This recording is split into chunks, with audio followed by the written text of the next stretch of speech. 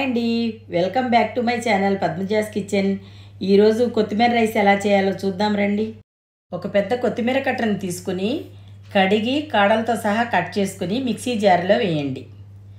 దానిలో 4 పచ్చిమిర్చి, ఒక పెద్ద టమాటో కట్ చేసి కొంచెం నీళ్లు పోసి మెత్తగా పేస్ట్ చేసి పక్కన పెట్టుకోండి.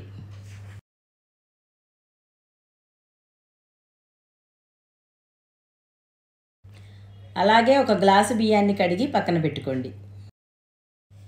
ఇప్పుడు స్టవ్ వెలిగించి కుక్కర్ పెట్టుకుని దానిలో ఒక గిన్నె నూనె, ఒక గిన్నె నెయ్యి వేసుకుని వేడి చేయండి.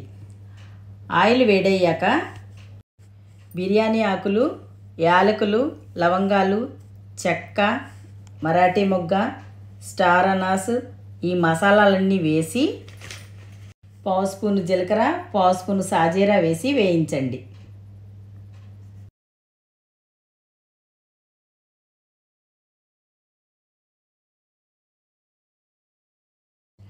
ఒక మీడియం సైజు ఉల్లిపాయ ముక్కలు వేసి కొంచెం వేగిన తర్వాత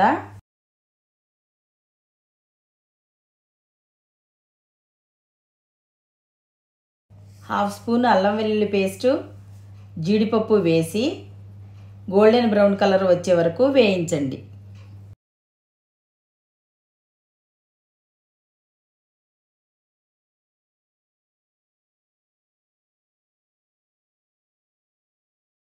అలా వేగిన తర్వాత దానిలో ముందుగా మిక్సీ చేసి పెట్టుకున్న కొత్తిమీర పేస్ట్ వేసి 1 స్పూను ఉప్పు వేసి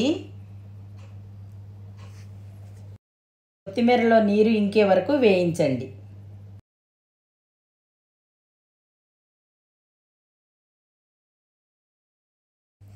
ఇలా వేగిన తర్వాత ముందుగా కడిగి పెట్టుకున్న రైస్ వేసి 2 నిమిషాలు మసాలా రైస్కి పట్టే వరకు వేయించండి.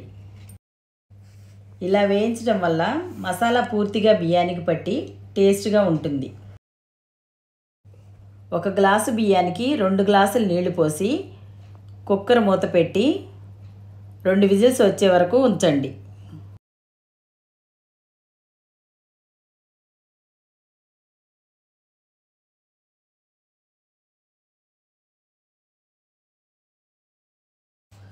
రెండు విజిల్స్ అయిన తర్వాత ఆవిరిపోయే వరకు ఉండి కుక్కర్ విజిల్ తీసుకుని రైస్ని సర్వింగ్ ప్లేట్లో సర్వ్ చేసుకోండి.